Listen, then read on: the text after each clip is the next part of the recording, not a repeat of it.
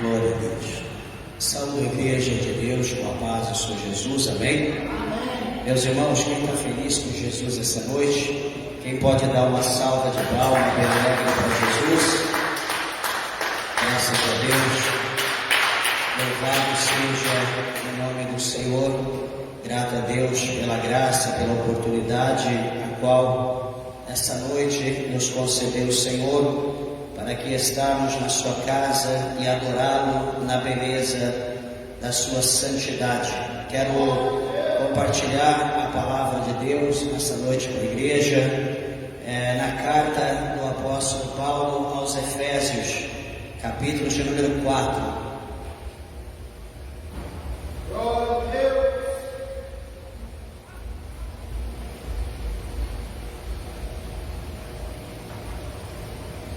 Carta do apóstolo Paulo aos Efésios, no capítulo de número 4. Glória a Deus. Tenho certeza que o Senhor Deus, Ele tem uma palavra ao nosso coração. Todos acharam? Digo amém? Graças a Deus. Efésios 4 é o capítulo, os versículos de número 11. Está escrito assim: e Ele mesmo deu uns para apóstolos, e outros para profetas, e outros para evangelistas, e outros para pastores e doutores, querendo o aperfeiçoamento dos santos para a obra do ministério, para edificação do corpo de Cristo, até que todos cheguemos à unidade da fé e ao conhecimento do Filho de Deus, ao homem perfeito, à medida da estatura de varão, à medida da estatura completa de Cristo. Perdão. Vamos orar. Levante a tua Bíblia ao céu, a tua mão, peça para que Deus fale conosco. Glorioso Deus, amantíssimo, eterno, poderoso Pai, meu Deus, aqui está a tua palavra, Senhor, que é fiel, a tua palavra, meu Deus, que é verdadeira, que é digna de toda honra, de toda glória, de todo louvor, de toda adoração. Amado Deus e meu Pai, o Senhor, meu Deus, que conhece a necessidade da tua igreja, do teu povo, Senhor, nessa noite, meu Deus, fala a cada coração, meu Deus, a cada vida, a cada ouvinte da tua palavra, daqueles que estão perto, daqueles que estão longe. Ó Deus, trabalha segundo a tua bondade, segundo a tua misericórdia. Alimenta, Senhor, a nossa alma, alimenta, Senhor, o nosso coração e fala conosco, pois é o que nós te pedimos e nós te agradecemos, em nome de Cristo Jesus. Amém. Graças a Deus. Podeis assentar, meus irmãos. Desocupe vossas mãos e dê uma salva de palmas bem alegre para Jesus.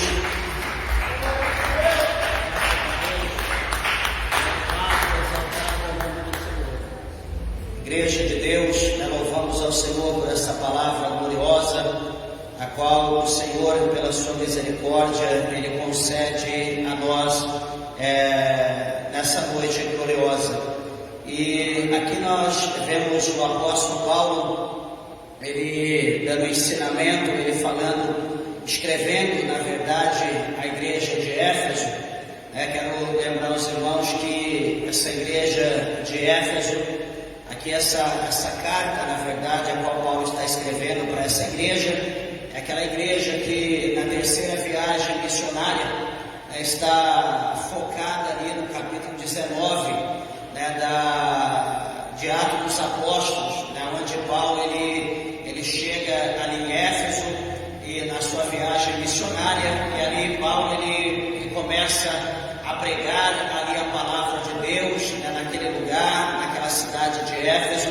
E nós vemos que ali Deus, o Senhor, Ele fez grandes obras, o Senhor fez grandes milagres, muitas pessoas ali foram salvas, foram batizadas no Espírito Santo, a igreja foi fundada, enfim, uma grande obra foi feita, ali deu início no capítulo 19, a esse trabalho da igreja de Éfeso, também aquela, a qual foi direcionada a carta ali do apóstolo João, no Apocalipse, onde entram ali as 7 igrejas da Ásia, e Éfeso também está ali entre as 7 igrejas, e ali o Senhor ele fala, ele dá ali uma observação, ele faz observação também à igreja de Éfeso, ali a qual o apóstolo João ele fala àquela igreja, ao anjo daquela igreja.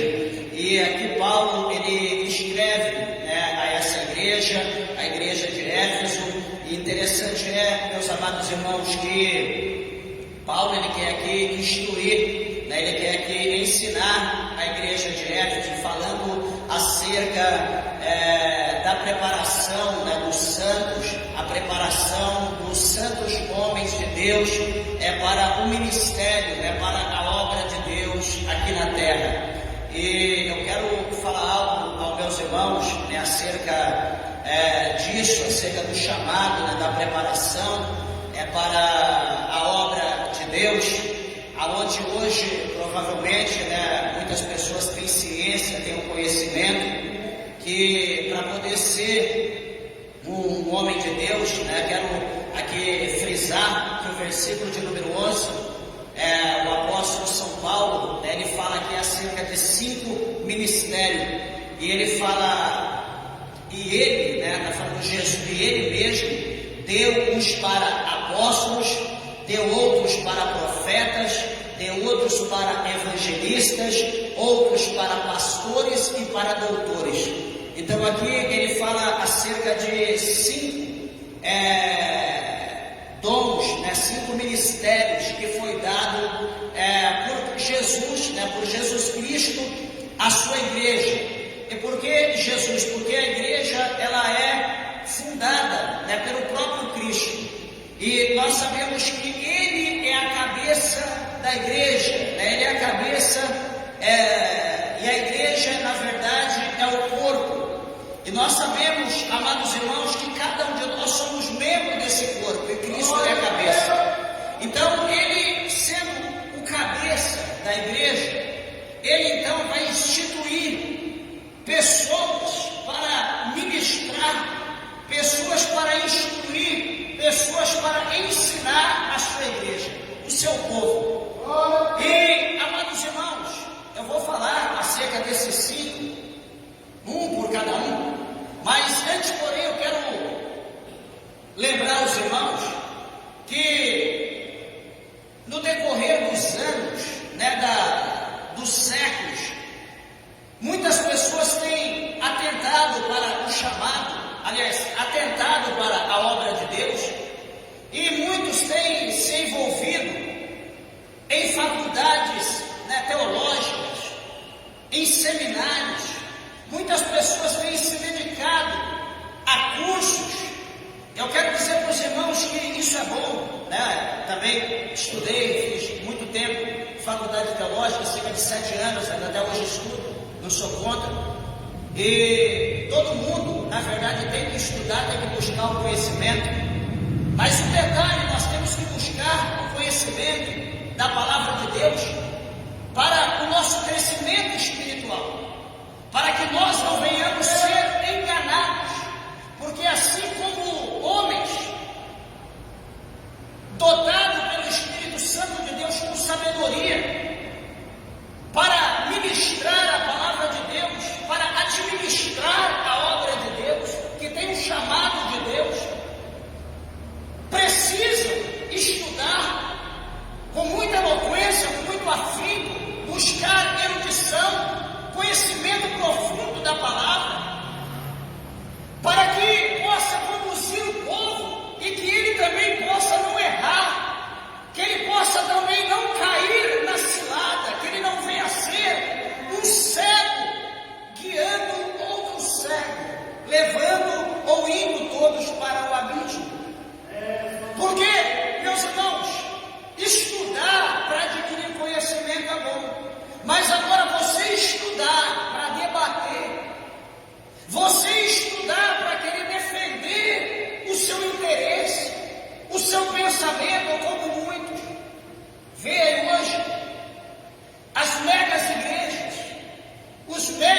pastor, quer dizer, pastor é cooperador dessas igrejas, os apóstolos, os reverendos, ou tido como os deuses humanos. Muitas pessoas olham para eles e veem a sua fama, as megas igrejas, as multidões. Muitos querem entrar para o ministério, não no foco, no intuito de apacentar um povo, de preparar um povo para o céu, mas querem entrar no ministério para arrecadar dinheiro, enriquecer, ter uma vida arregalada, uma vida esplêndida, uma vida como eles vivem. E eu quero dizer para a igreja de Deus que não é esse o chamado. Deus não chamou esses homens aqui, o Senhor Jesus não deu estes 5 cargos diferentes para que esses homens venham viver uma vida esplêndida e arregalada. Eles não venham viver os céus aqui na terra, mas que eles venham apacentar a obra, as ovelhas de Deus, livrando-as do mal, livrando elas do pecado e ensinando elas o caminho que leva ao céu. E, amados e queridos irmãos, este verso aqui de número 11, o apóstolo São Paulo, ele fala que o próprio Cristo, ele deu uns, que ele está falando de uma forma geral, ele não está falando exclusivamente um apóstolo, ele não está falando aqui um profeta, ele não está falando aqui exclusivamente um evangelista, um pastor e um mestre, ele está falando do coletivo, de uma forma geral. Porque, como eu disse no princípio, quero lembrar os irmãos, é necessário nós estudarmos dedicado ao estudo, sim, meus irmãos, mas só o estudo não transforma um homem em pastor.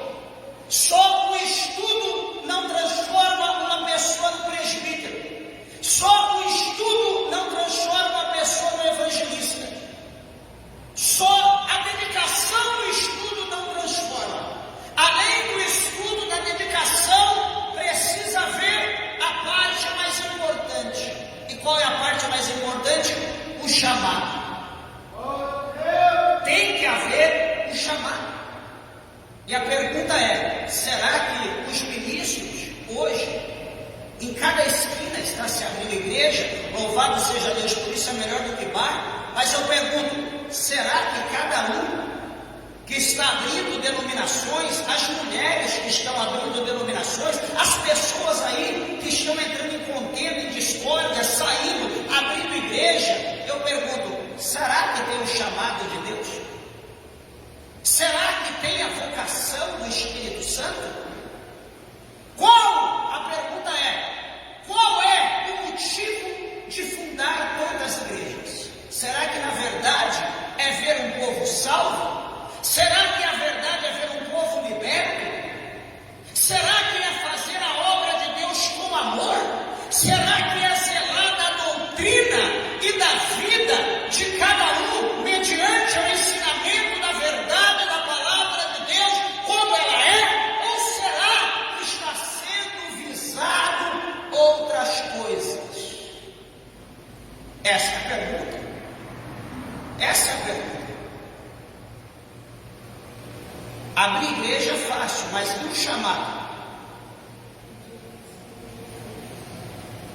Aqui, o apóstolo São Paulo, ele está dizendo que Cristo, o próprio Cristo, ele deu uns para apóstolos.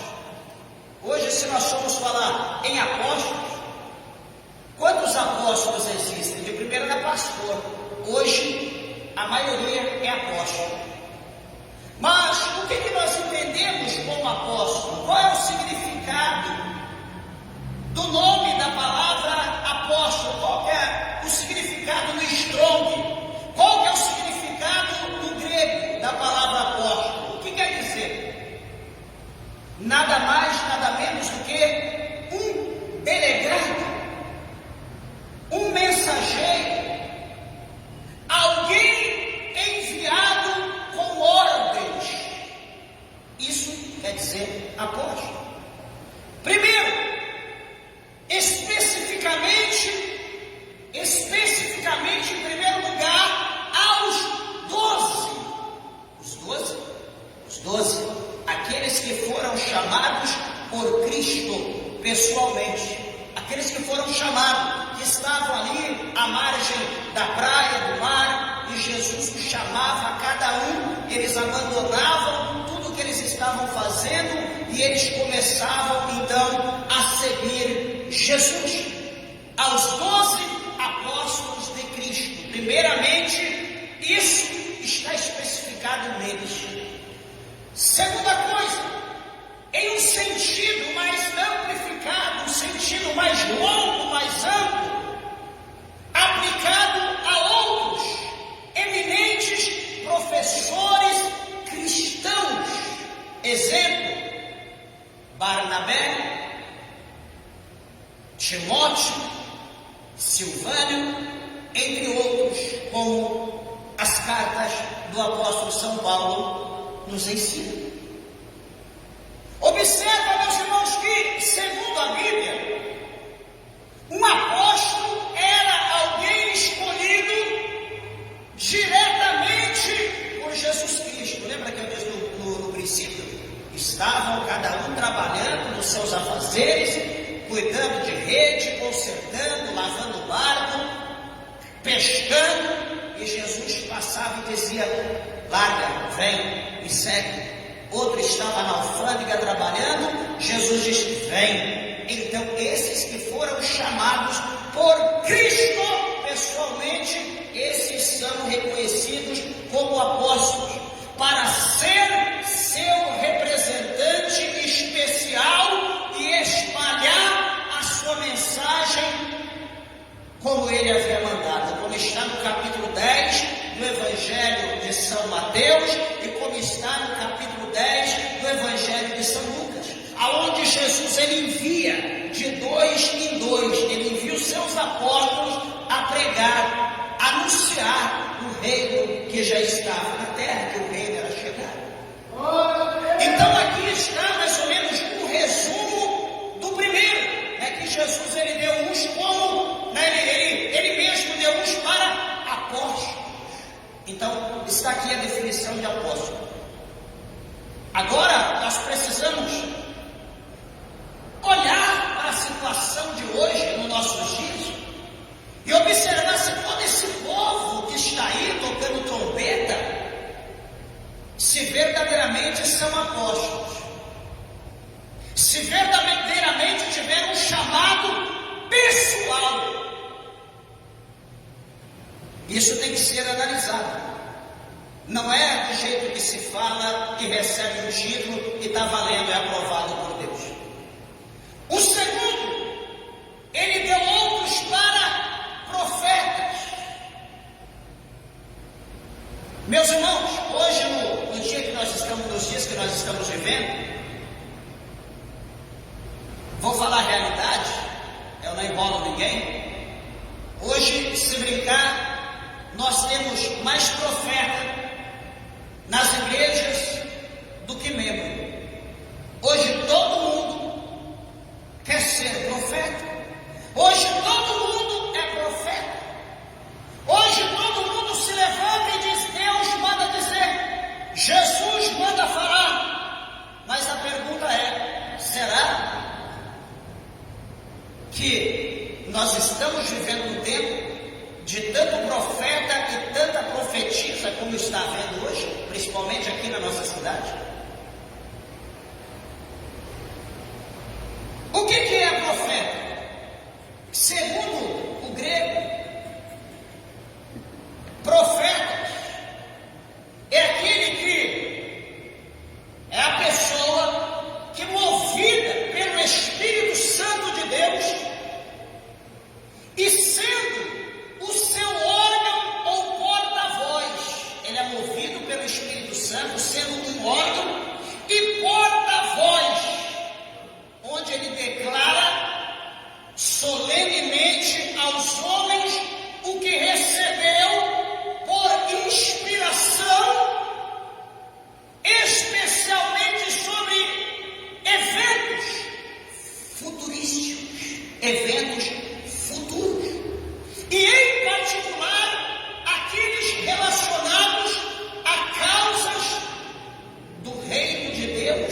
da salvação humana.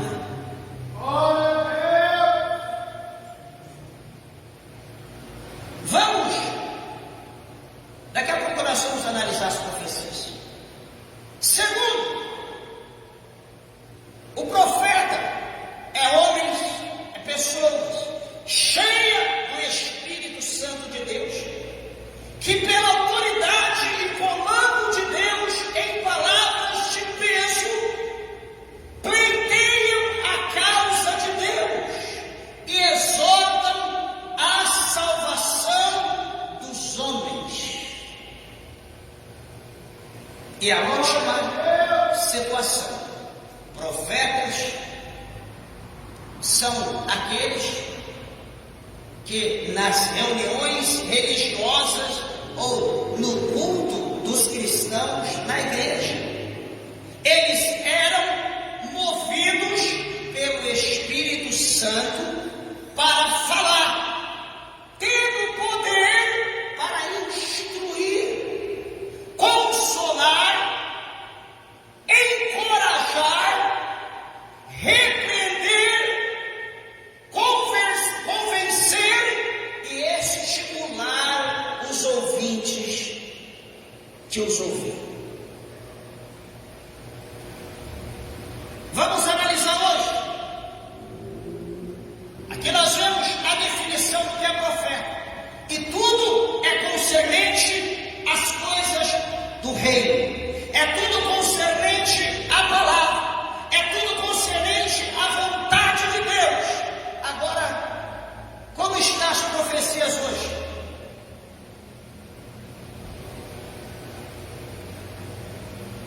Como estão as profecias? O que os profetas estão profetizando?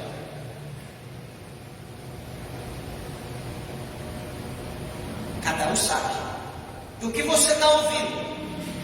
A profecia que você está ouvindo é acerca das coisas de Deus? Essa pessoa está sendo verdadeiramente um porta-voz de Deus? Ele está sendo inspirado pelo Espírito Santo? Ele está revelando as coisas do futuro concernente ao trabalhar de Deus na vida da pessoa? Isso precisa ser analisado. Nós vemos, meus irmãos, um homem, por exemplo, entre vários, o capítulo 5, presta atenção, o capítulo 5 de Atos dos Apóstolos, mostra para nós um homem, entre muitos, mas um homem, cheio do Espírito Santo de Deus. Qual era seu nome? Pedro. Pedro era o quê? Um apóstolo. Só que aqui ele está também ocupando uma função de um porta-voz de Deus.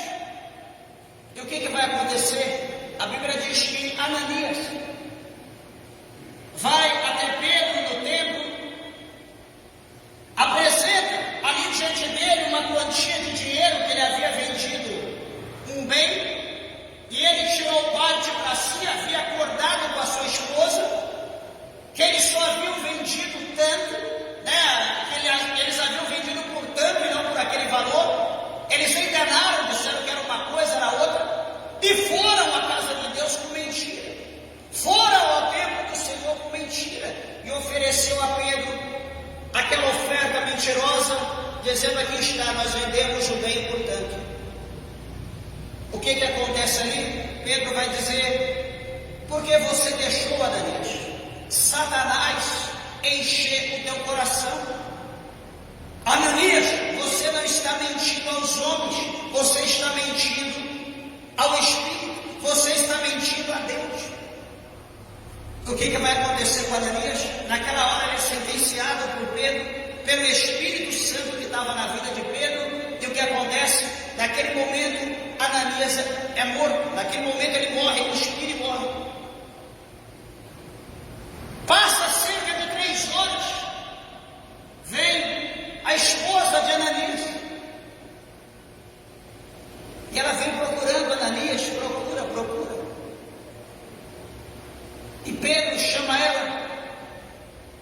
disse: Safira, vocês venderam a propriedade por tanto? Isso foi por tanto. Ananias, Safira, por que vocês entraram no acordo?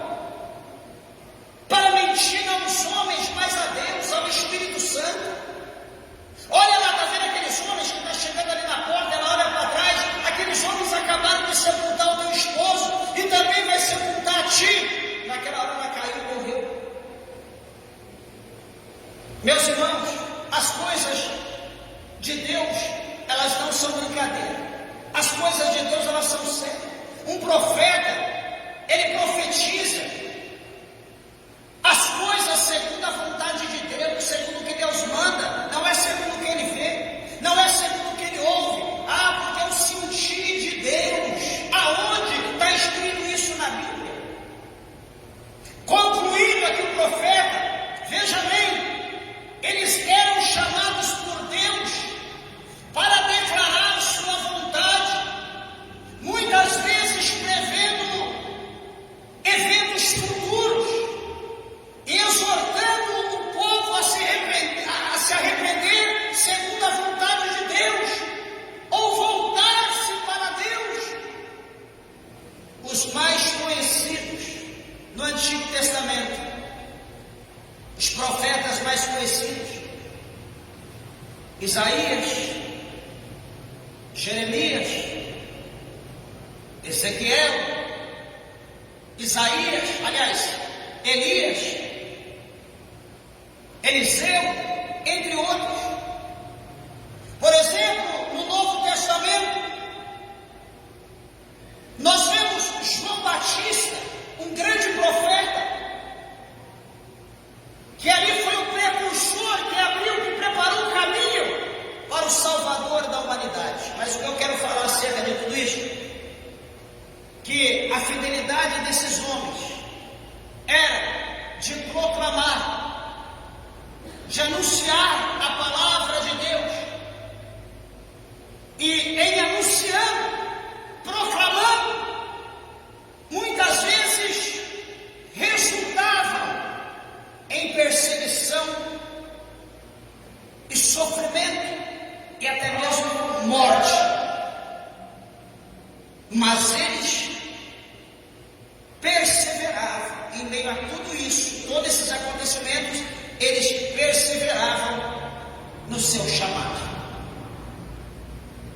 Coisas que é difícil a gente vê um profeta nos dias de hoje, estamos falando de profeta, que ele passe por uma perseguição dentro da igreja, que ele passe por uma perseguição no tocante a alguma pessoa que se levanta contra a sua vida, até mesmo por um ato profético, e que ele persevere, que ele fique firme na presença de Deus. A maioria se distancia, a maioria se desvia.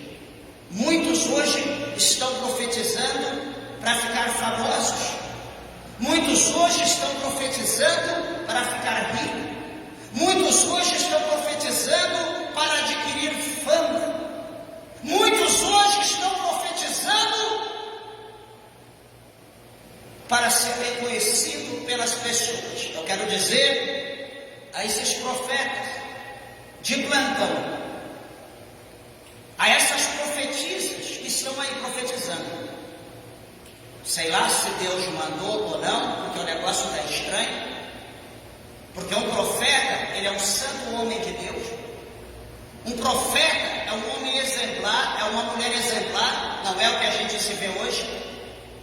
Pessoas adúlteras, pessoas mentirosas, pessoas pornográficas, desculpa na expressão, vagabundos, sem compromisso com a Bíblia, e está aí profetizando. Deus manda dizer, Deus manda falar, Deus manda isso, manda aquilo, e não quer ser submisso à palavra, à doutrina, à disciplina bíblica. Estão assim. Tem muitos dessa maneira. A soberba está reinando em seus corações. A Bíblia diz aqui no versículo de número uns para apóstolos, outros para profetas e outros para evangelistas. E o que é evangelista? No contexto, no grego, o evangelista é o portador de boas novas, é o anunciador do evangelho, é o anunciador da palavra, é aquele que sempre tem uma palavra boa, uma palavra temperada para anunciar a qualquer um que esteja no seu caminho. Por isso o nome evangelista, aquele que evangeliza. Então é o portador de boas novas, o nome dado aos pregadores do Novo Testamento, da salvação por meio de Cristo, que não são os apóstolos, são os demais. Todos os outros demais, fora os apóstolos, eram os evangelistas. É aqueles que pregavam o evangelho, eram os anunciadores de boas novas. No contexto geral, no tempo de Cristo, eles eram responsáveis por pregar e difundir a mensagem da salvação. Era a responsabilidade dos evangelistas. Muitas vezes, viajando e ministrando em diferentes comunidades. Hoje, nós somos evangelistas, só que nem dentro da igreja a gente prega, nós o dedicamos. Deus vai usar fulano, Deus vai usar ciclano. Espera aí, nós temos que ter em mente que cada um de nós somos uma ferramenta. Todos nós temos que estar pronto para ser usado. Não, é só a semana que vem, não é só o mês que vem, é só o ano que vem eu vou fazer uma campanha temática e então me prepararei. Amados irmãos, nós temos que estar preparados todo dia, quer em casa, quer no trabalho, quer na rua, quer aonde for, nós precisamos estar prontos, porque somos portadores do Evangelho, somos portadores de boas novas, somos anunciadores. Então, o primeiro, apóstolo, o segundo, profeta, o terceiro, evangelista, o quarto, os famosos pastores. Outros para pastores, são quatro. E o que é pastor? O que é ser um pastor? O que é o nome pastor? No contexto grego, pastores é aquele a quem foi confiada a responsabilidade e o controle dos outros. Responsabilidade e o controle dos outros foi confiada por Deus ao pastor, e cujos preceitos bíblicos ele segue e aplica. O pastor, ele não tem que ser apenas um vidente. O pastor não tem que ser apenas um pregador.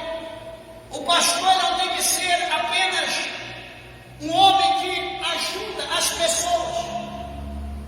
Num contexto mais profundo, no Oriente Médio, os pastores, os que eram tidos como pastor, eles tinham uma função. E qual era a função? Qual era a função do pastor? Primeiro, vigiar inimigos que tentavam atacar as ovelhas. Foi literalmente do pastor. Então a primeira função era vigiar, estar atento aos inimigos que tentavam, de uma forma direta ou indireta, camuflado ou aberto, tragar, subtrair alguma ovelha. Essa é a primeira função. Segunda função, defender as ovelhas Ah, pastor, mas é que eu tenho medo, né, do atacante, vai que... Quando nós olhamos no capítulo 17, do primeiro livro do profeta Samuel, nós vamos ver Davi, um jovem tenro, um jovem ainda sem experiência, não era homem, mas um jovem que estava dedicando a sua vida supostamente desde criancinha, desde pequeno. Ele começou a apacentar ovelhas, ele começou a dedicar a sua vida desde jovem, de pequeno, às ovelhas de seu pai. E a palavra de Deus diz que no exato momento, quando ele está diante do rei de Israel, aonde o rei de Israel estava numa situação complexa, numa guerra travada com os filisteus, no tocante a uma ameaça constante de um guerreiro chamado Golias, que era da cidade de Gade dos filisteus. Davi, aquele jovem, está diante de Saul e diz para ele: eu cuido das ovelhas do meu pai, eu apacento as ovelhas. Mas você apacenta ovelha, você não apacenta gigante. Não, mas espera aí, quando eu estou apacentando as ovelhas, vem urso, eu livro as ovelhas do urso, e eu o mato. Também vem o leão, eu livro as ovelhas do leão, e eu também o mato. E assim eu farei a esse incircunciso filisteu que tem afrontado o exército do Deus vivo. Então veja que a segunda coisa é vigiar, ou seja, aliás, defender as ovelhas do atacante. Vigiar é o primeiro ponto, o segundo é defender. Então Davi, ele mostra como ele era o pastor. Ele defendia as ovelhas do lobo, da ovelha, defendia a ovelha do urso e defendia também do leão. E ele ia defender as ovelhas, simbolizando o povo de Israel como um rei, como um pastor escolhido pelo Senhor para liderar a nação de Israel. Ele ia defender a nação, destruindo aquele lobo sagaz chamado Golias de Gade. Terceira coisa, curar as ovelhas feridas e as ovelhas doentes. Essa era a função dele, do pastor, de curar as feridas e também as que estavam doentes. Ele tinha autonomia sobre elas, porque o que diz o princípio? Aquele que foi confiada a responsabilidade e o controle daqueles que está sendo ali confiado. Quarto ponto, o quarto ponto, encontrar e salvar as ovelhas perdidas ou as ovelhas presas. Então, o trabalho do pastor não é um trabalho fácil. Olhando aqui para essa situação, não é um trabalho prazeroso, não é um trabalho rentável, não é um trabalho de luxúria. Esse trabalho aqui não faz isso, mas é o que muitos estão olhando com outros olhos hoje. Não sei quem ensinou, aonde eles buscaram esse ensinamento, mas enfim. A última coisa é amá-las, compartilhando suas vidas e assim ganhando a sua confiança.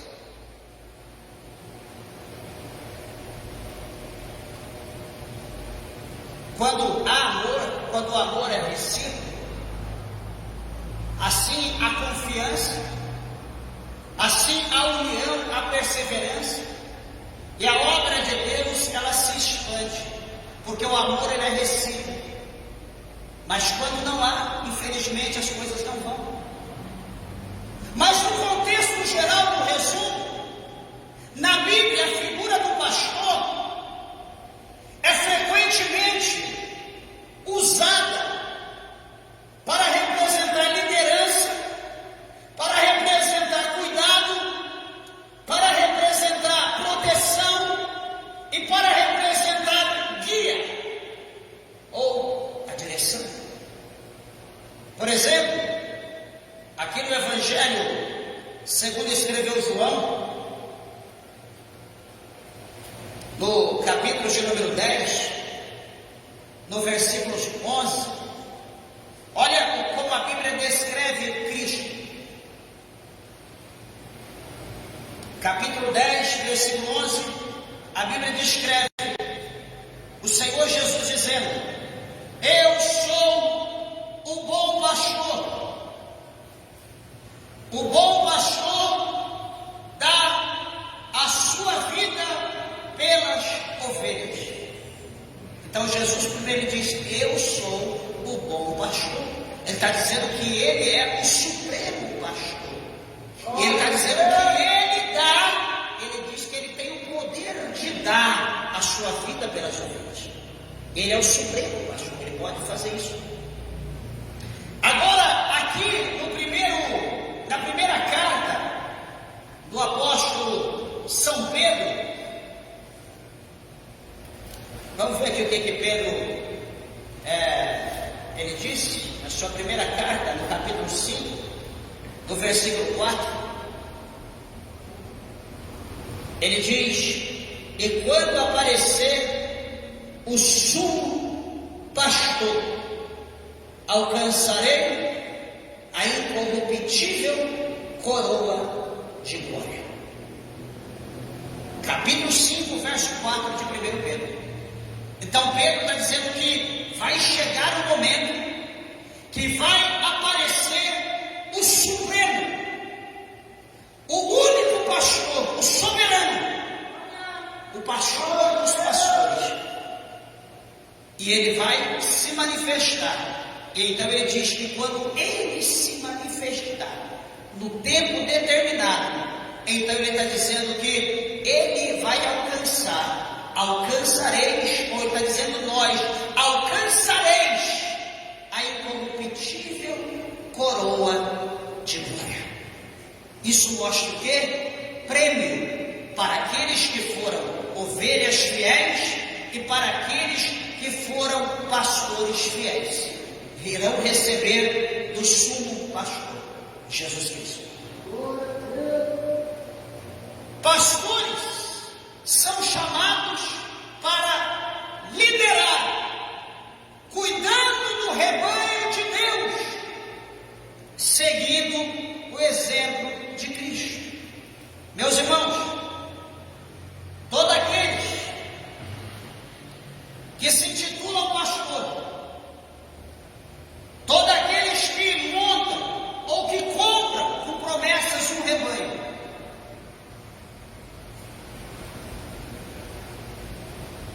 o chamado deles são confirmados seguindo o exemplo de Cristo. Se um pastor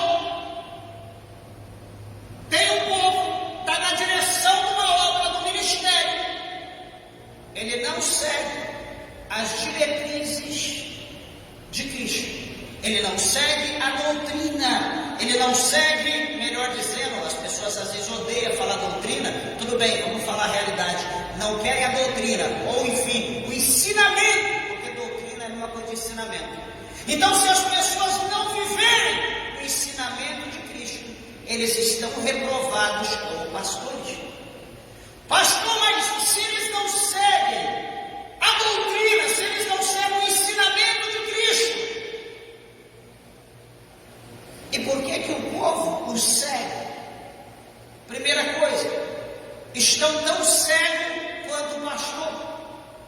Segunda coisa, porque eles não estudam a palavra de Deus, eles não têm conhecimento da palavra. Eles não conseguem ler, o entendimento deles estão cegos, como diz 4:4 de 2 Coríntios, eles estão cegos.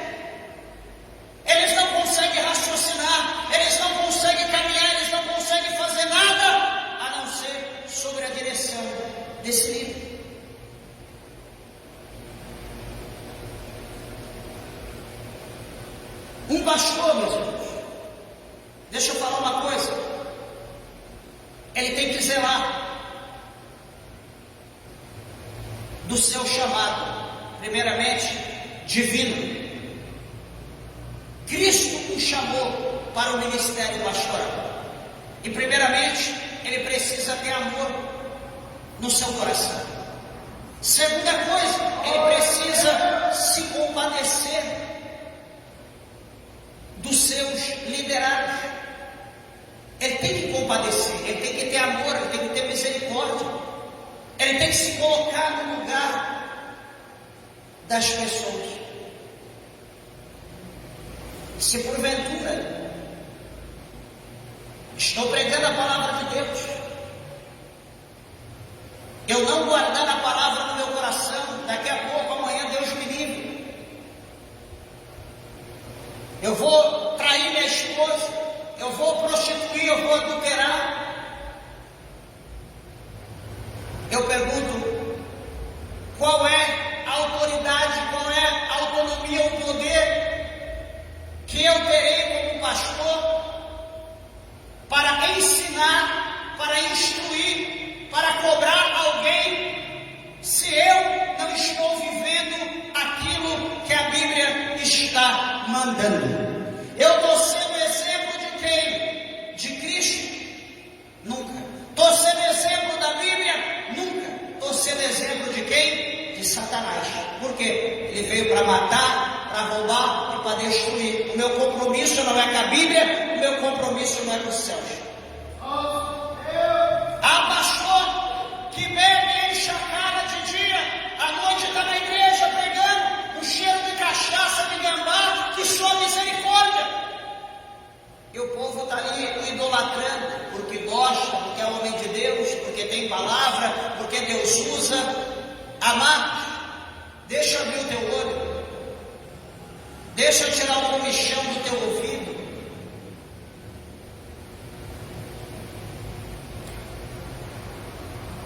A palavra de Deus fala para nós lá em Números, presta atenção no que eu vou dizer. Você que anda falando porque é mulher, porque é homem de Deus, porque Deus usa. Lá em Números, para quem esqueceu, não lembra,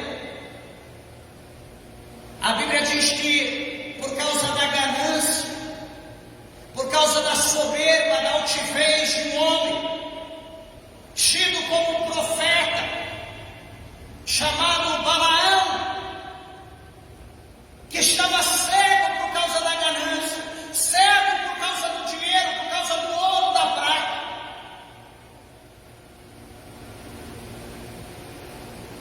Sabe o que aconteceu com ele?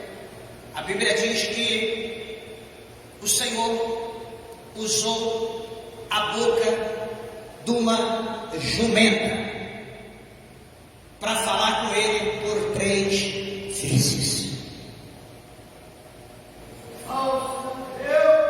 Pastor, Deus usou a jumenta, ele espancava a jumenta falando com ele, e ele na ira falando com a jumenta, espancando, e como se estivesse falando com um camarada, com alguém que estivesse ao lado dele. Olha o que a ganância faz com o homem. Pastor, mas peraí, Deus usou a jumenta porque Deus precisava falar com ele.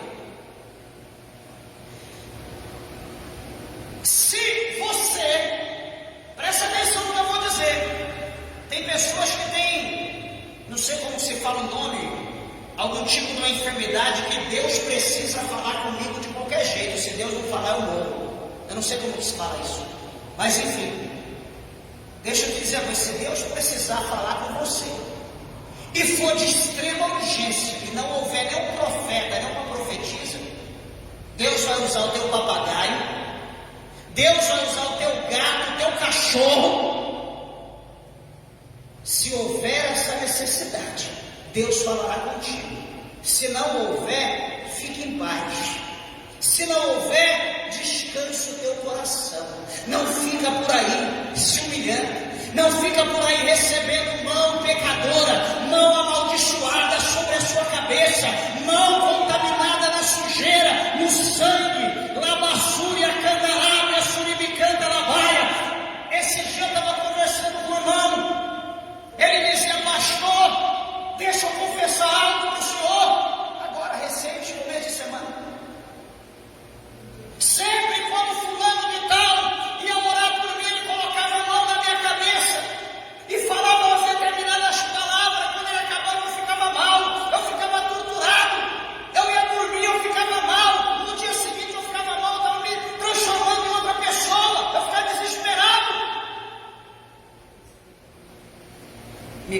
começou isso.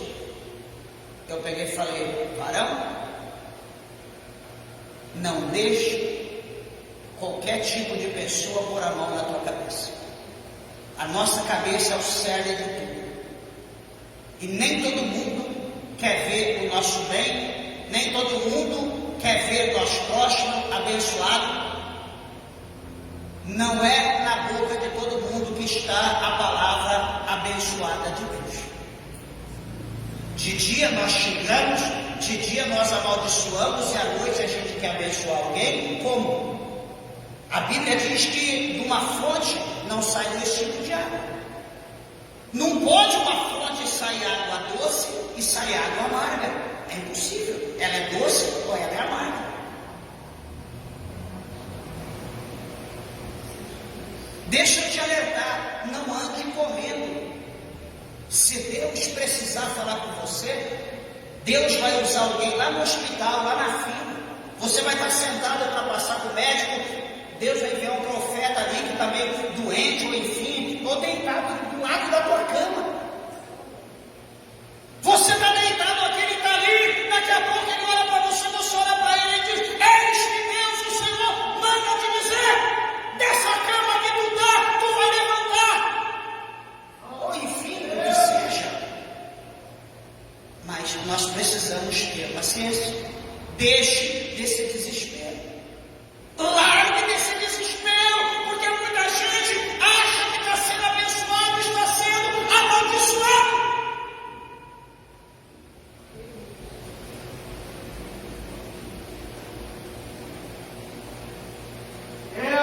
O exemplo de Jesus precisa ser seguido.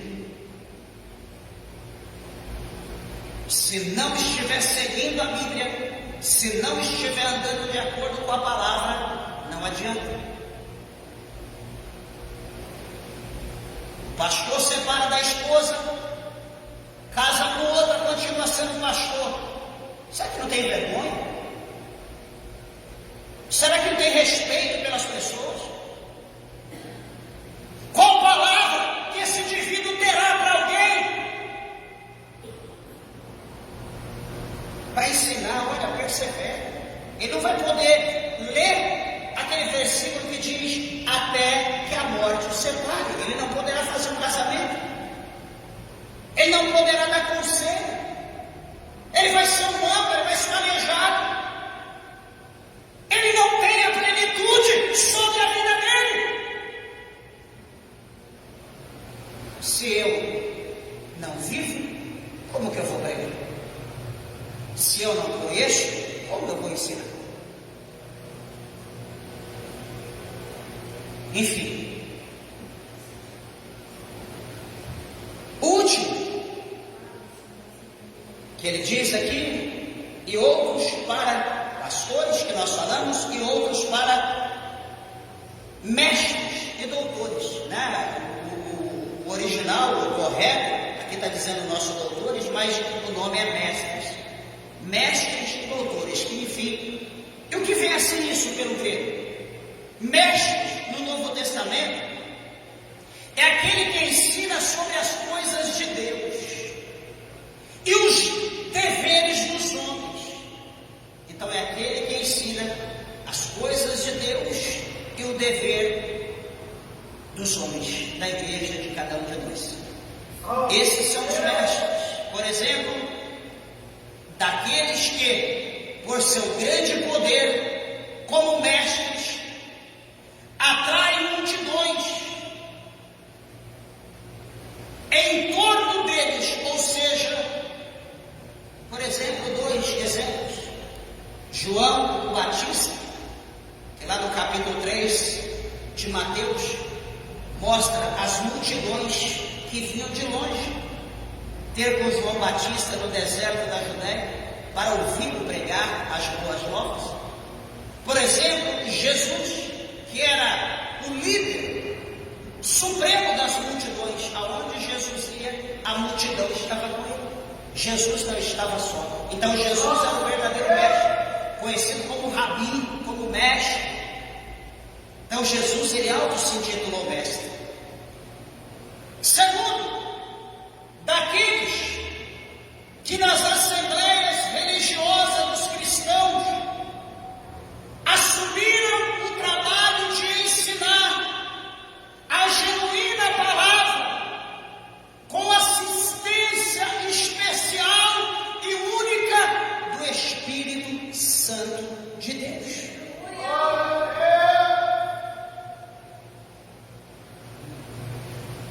Então, todo o ensinamento, ele precisa ser direcionado pelo Espírito Santo de Deus. Não é pela minha teologia, não é porque eu sou mestre em divindade, não é porque eu sou isso ou porque eu sou aquilo. O Espírito Santo de Deus é quem dita as regras. O Espírito de Deus é quem ensina, como no Concílio de Jerusalém. Lá no capítulo 15, quando nós lemos em Atos dos Apóstolos, nós vemos o Espírito Santo de Deus, ele dando ordem. Nós vemos o Espírito Santo, ele ensinando. E o Concílio de Jerusalém dando ouvido e colocando em prática o que o Espírito de Deus manda. Só que hoje, o Espírito de Deus, ele não está mais agindo. O Espírito de Deus hoje não pode mais falar. O Espírito de Deus hoje ele está sendo calado. O Espírito de Deus está sendo sufocado. Sai daqui, Espírito, quer dizer, Espírito Santo, né? Aonde? Hoje, os chamados, resumindo aqui para finalizar, não está sendo mais por Cristo, não está sendo mais pelo Espírito Santo. Hoje o chamado está sendo visionário. Eu vejo o homem, eu sigo seus passos, eu vejo o que ele tem. Ele tem um belo carro, ele tem uma bela casa, tem um belo trabalho, ele tem um belo negócio. Opa, esse aí pode ser obreiro da igreja, porque ele sendo obreiro ele vai ficar fixo ali. E a igreja, o pastor, vai ter um retorno grande por intermédio da vida financeira dele. E assim, meus irmãos, estão se fazendo. Aquele pode ser um bom obreiro porque ele é político. Aquele pode ser um bom obreiro porque ele é prefeito, porque ele é vereador, porque ele é deputado estadual, ele é federal, ele é senador. Aquele ali pode ser um obreiro, aquele ali pode ser um ministro, ele pode ser um pastor da casa de Deus. Ué, mas só por causa do título que ele tem lá fora? Mas e o chamado? Não, deixa o chamado para lá, ele vai aprender. Aquele ali vai ser obreiro porque é meu amigo. Aquele ali vai ser obreiro porque ele me ajuda. Aquele ali vai ser obreiro porque ele é a minha mão direita. Mas e o chamado de Deus? Não, ele vai estar do meu lado ali só para me ajudar, só para me proteger, só para me guardar. Vai ser como um guarda-costas. E entre dezenas de coisas que nós às vezes não sabemos. Mas resumindo no contexto geral, mestre, no Novo Testamento, o papel de didáscalos, que quer dizer mestre, era de extrema importância, pois representava aqueles que ensinavam sobre Deus e as responsabilidades humanas, pois Jesus era conhecido como mestre por excelência, aquele que não só ensinou sobre o reino de Deus, mas também exemplificou o caminho da salvação, né? Em 14:6 de João diz: eu sou o caminho, a verdade e a vida, ninguém vai ao Pai se não for por mim. Como ele diz já no capítulo 11 do Evangelho de São Mateus, lá em 27, 28, enfim, ele dizendo: vinde a mim, todos vós que estáis cansados e oprimidos, eu vos aliviarei. Então Jesus, ele mostra o caminho da salvação. É interessante observar como a figura do mestre era valorizada e respeitada na narrativa bíblica, ressaltando a importância do ensino e da transmissão da doutrina para a construção da fé e da comunidade cristã de uma forma geral. Então, amados e queridos, tudo precisa estar focado na palavra. E por quê? Tudo isso, por que essa simples função? Por quê? Porque Jesus, ele queria, como ele diz no verso 12, o aperfeiçoamento dos santos para a obra do ministério, para a edificação do corpo de Cristo. Então tudo isso, todas essas funções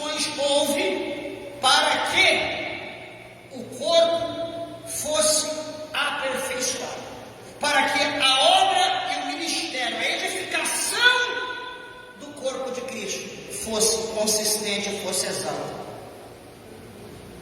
Que nós, amados, possamos entender e que nós possamos trabalhar unidos nesse propósito, olhando que cada um de nós temos um chamado, cada um de nós temos uma função, e nós precisamos trabalhar juntos, unidos, como cada tijolo, como cada ferro, enfim, cada complemento para a edificação, para a construção, onde cada um contribui com a sua parte, e no final nós temos uma construção maciça, uma construção forte, uma construção pronta, edificada. Então, em Cristo, na nossa vida espiritual, nós também trabalhando junto, nós seremos também edificados, nós também seremos abençoados pelo Senhor. Amém? Que Jesus possa abençoar vossas vidas. As palmas bem alegre, exalta o nome do Senhor.